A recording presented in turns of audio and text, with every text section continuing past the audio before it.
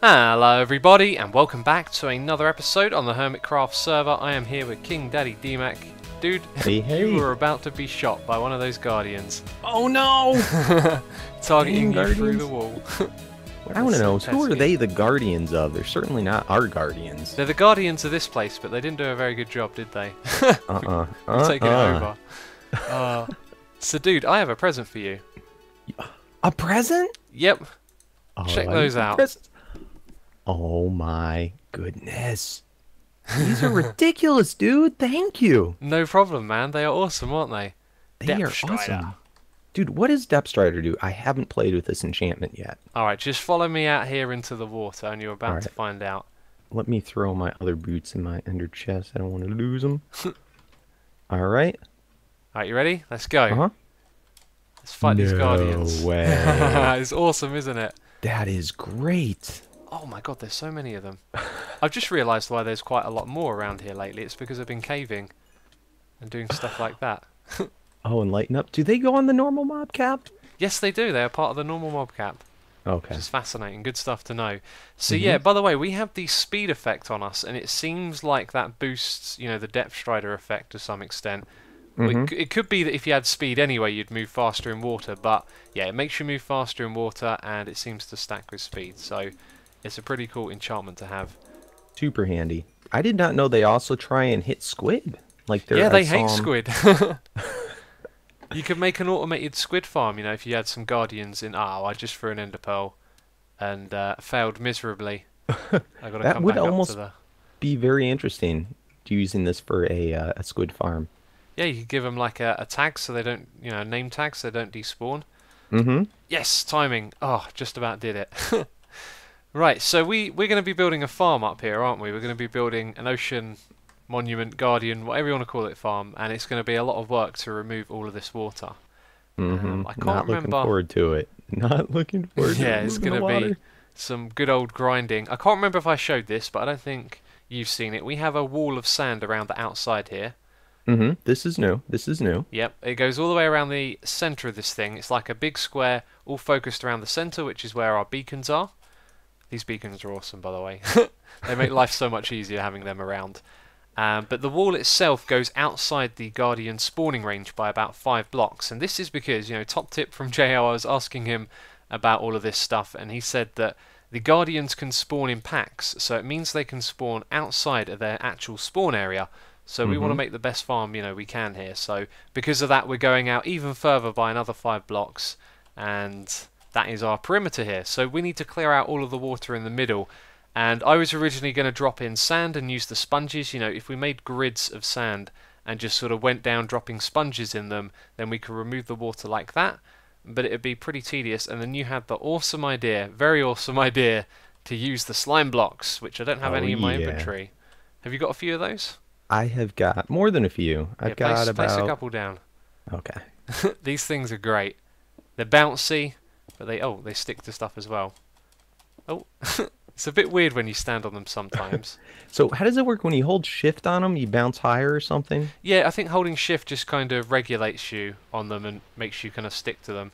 But if you jump on them, they give you a little jump boost, which is awesome. They're really awkward to stand on. But anyway, right? your idea was to use these to clear out the water because they stick to one another and they can stick to pistons. That means we can make flying machines and things like that. And before we were going to record today, I actually thought this wasn't going to work because you need to have these things attached to blocks that can't be moved, right? Like they need to go next to blocks that can't be moved. And our perimeter is made out of sand, so that's not going to work. These machines won't work like that. These guardians are so annoying the way they target you. They're the worst. So what I thought we have to do is align our walls with a block they can't move. So I was thinking melons, and then I saw the pumpkins and I thought jack-o'-lanterns because then they're light sources as well. So if you look over in that corner there, I've placed 2 stacks of them going from the bottom up to the top. And I gotta say, it was a complete nightmare to do that, to drop all the way down to the bottom and to swim back up with those guardians hitting you.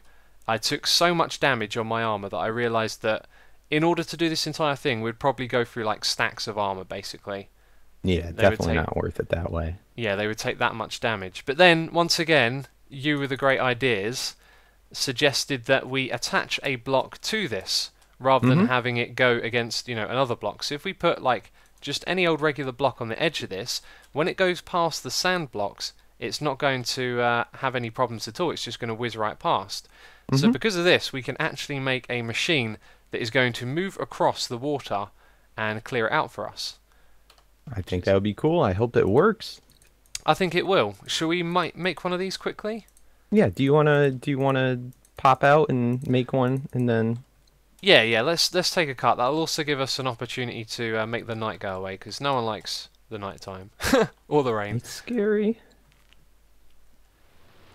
Okay, so this is the machine over here. A big thanks to Cube Hamster, because he was showing me this machine more than once, because I keep forgetting how to build it, and being extremely helpful. And without his help, I don't think we would have been able to have done this. I don't know. I was looking up on YouTube how to make these machines, and I just couldn't quite figure it out. And for those of you that want to know, actually, this one is a regular piston, then a sticky piston, and then a regular one again. So what we do now is place a block there, and then we need to update this thing, which we can do with a flint and steel. Do you want to do it, DMAC? Sure. Okay, take that. Do you have a flint and steel? Yeah. Ah. And just light the piston at the back. Okay, like the one here at the front, this one. Sorry, I might have got the wrong one there. There we go. Okay, now update this piston. What's going on? Maybe try the one at the back. Oh, I think I know. There we go. There we go. There we go. And look at it go across. Oh, baby! Oh, wait. It's going to run into this over here. Oh, let's break it. Ah, we're good. Dude, this is awesome! Yeah, look at it go. Oh my god. Oh, okay, man, I'm gonna that's use so it sweet. to jump on and jump on. Dang it! Oh, this is fun! Oh, of course it would stop there. Yeah, that makes a lot of sense. Let's get rid of that. We can just update it again. There we go. This is fun! Oh, crap. And we're going to get another shot slime at block. by guardians the whole time. There we go. Come on, guys, you want to get in on the party? You think it's fun now? Trust me, after you've been working here for a while, your armor will just be like next to broken. Oh no! Did you go all the way over? Oh no, you're there. Oh, okay, I'm at the bottom of the ocean. Went down. Oh no! Oh, that was so derpy. These guardians, man, they're such a pain. I hate them. Take that. Man. Oh. They're mad at us already. They're like, you made a mock-up shop of us? That is not funny. Dude, we're going to get our revenge. We're going to farm the hell out of these things. Alright, is it cleared out enough? Yeah, it's good to go. I'm just going to remove some blocks down this end so we can see how it ends up. That should do. I think. Okay, you ready? Yep. I did not know about this updating with the flint and steel. This is great. Yeah, it's a cool little activator, isn't it? Mm-hmm. You could use that. Like, you could use that as a an entrance to a door, you know. Just have a bud switch and hit it with a flint and steel and it'll do its thing. Mm-hmm. So which one was it? Was this guy missing something? It's this one here, I'm pretty sure. The sticky one in the middle. Here, I'll give you some more. I don't remember how you put it together. Oh, no, it's all ready to go. You just need to light it. Okay, how isn't this piston, is it going to catch up with him, though? I think it needs to be one more you forward. just need to light the one in the middle. It's going to... Okay. It'll work, you'll see. That one. Okay, there we go. Yes. I'm just wondering, how much of a percent have we done with this one strip? Because we've got to go down by, like, what, 40, 50 blocks? Mm-hmm. And then we got to do this. This is like maybe an 8 for the entire thing. Now, are we able to... Oh, no! I thought it was off then. I thought it was off into the ocean. Oh, that would have been amazing. Oh, that's great. Well, there you go. It goes all the way to the other side. That was something I didn't quite expect. I did think it was going to stop.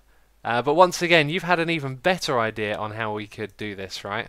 I hope it's better. At least it's another idea. I think it's better. I think we should try another one of these machines. All right, cool. Should we let's set it up? Let's do it. Okay. Okay, dude. So this is the contraption. Again, Cube Hamster showed me how to build this. It's pretty much the same thing, just happening in a vertical sense. So you got your sticky piston in the middle and your regular pistons at either end. And what I've done is I put 4 blocks down the bottom here. I don't think it's possible to make this any bigger, but after I made that I looked and then I realised that there's potential for a pattern here. So if you see how there's another one over here, we could build these in a grid that cover up the entire thing. And then that means when we activate these machines, we're going to remove all of the water, and we can guarantee that we do that within, you know, the center area of the pattern, which is pretty awesome, right? Nuts. It's going to be sweet, that's for sure. So, to activate this thing, we got to place a block there, and then one below that dirt block, remove it, and then do you want to activate the sticky piston in the middle? Sure. Dude, this is going to be sweet. Here we go. Oh. Oh. Did I do the right one? Maybe activate the one at the bottom. No. No. Oh. I think that was I the slime know. block? Yeah, I think I know why it might not be working. And if it's... Oh, ow, I got smacked in the face. Did it go down? Oh, did. I think we've kind of set it off. Let's just do a little quick count. There is 1, 2, 3, 4, 5, 6, 7... Oh, there's actually more. There's too many blocks if we do it like this. We'd have to miss a couple on the side to make it work. So if I remove those two... Oh, and I'm falling in. Oh, now I can't get back out. No. Oh, I love the depth strider effect under the water. That really makes an awesome difference. So now, I think I'm just breaking it. In fact, I think we've got to rebuild it a little bit here. Let's see what's gonna. Oh. Yeah, we definitely got to rebuild this. Uh-oh. Okay, so let's try this again. I'm going to put a block there at the bottom. Oh, that did something. And then our other one is going to go up here at the top. Do you want to activate the piston in the middle? Sure, and it's the one right... This Right in guy the middle. facing upwards, right? Yeah. Okay. I'm pretty sure that's the one. Oh, baby! There it goes. Oh, do you know what's happening though? The water's just regenerating around it. Mm-hmm. Oh. So we'd have to have a bunch of those going all at once. We would. Or would we? Now, I wonder if it considers water as part of a block of the system or something? It stopped, by the way. It shouldn't have stopped. It should have gone all the way down, but it's got all kinds of water blocks updating it. Oh, that was a little bit of a fail. That should work in theory. I think if we had enough of them all going at the same time so that no water was able to get in the way of it, it should be fine. Yeah, I've got a feeling though, just imagine loads of those machines going off at once, like across this entire area. That could be pretty crazy. Mm-hmm. I don't know. We'll have to look into it more. We'll figure something out. And if we do, I guess we've got a lot of work to do. But if not, if we can't figure something out with these slime blocks, then maybe we can just do it with sand and sponges, which I don't think is going to be too difficult. I mean, once you figure out how much of the area the sponge clears, you just want to put sand around it in a square, and then you just dive down. So when you place your first sponge block, all of the water's going to disappear around you, and then you can just basically sink all the way down to the bottom and get it done pretty quickly. So that would be a good alternative method if we can't figure something out for this one. Oh, I hope this one works. So cool. It was, yeah. Alright, well, should we get to business then? Yep, we've got to do something to figure out how it's going to work. Alright. So me and DMAC had a little bit of a chat about what we're going to do. I am going to investigate more of those machines, but while we're doing that in test worlds and such, I think it'd be a good idea just to crack on with this with a way that we know is going to work, and that is going to be placing these sponges in these sections like so. So I've made 2 of them here, and if we place this in the middle on one side, then the sponge should suck up all of the water. So let's just do this together. This is the first time giving it a go in this environment, and that was actually something that just occurred to me right as I placed it, is that it's going to be a 3-dimensional shape, and so all of that water down below is now going to regenerate, and it's left water sources in the corner, which it shouldn't have done because I measured this out. I just went into a test world to play around with it. So either I've made a mistake. 1, 2, 3, 4, 5. No, that should be correct. I think the solution here would be to place the sponge in the middle, which is something that I actually wanted to avoid. So I'm going to place a whole bunch of sand going down here, and we'll try that again. Okay, hopefully we have a little more luck this time. I'm tempted to place it at the same height, but we're going to put just one block lower, and nope, it left the source blocks up the top here. Let's just remove those quickly.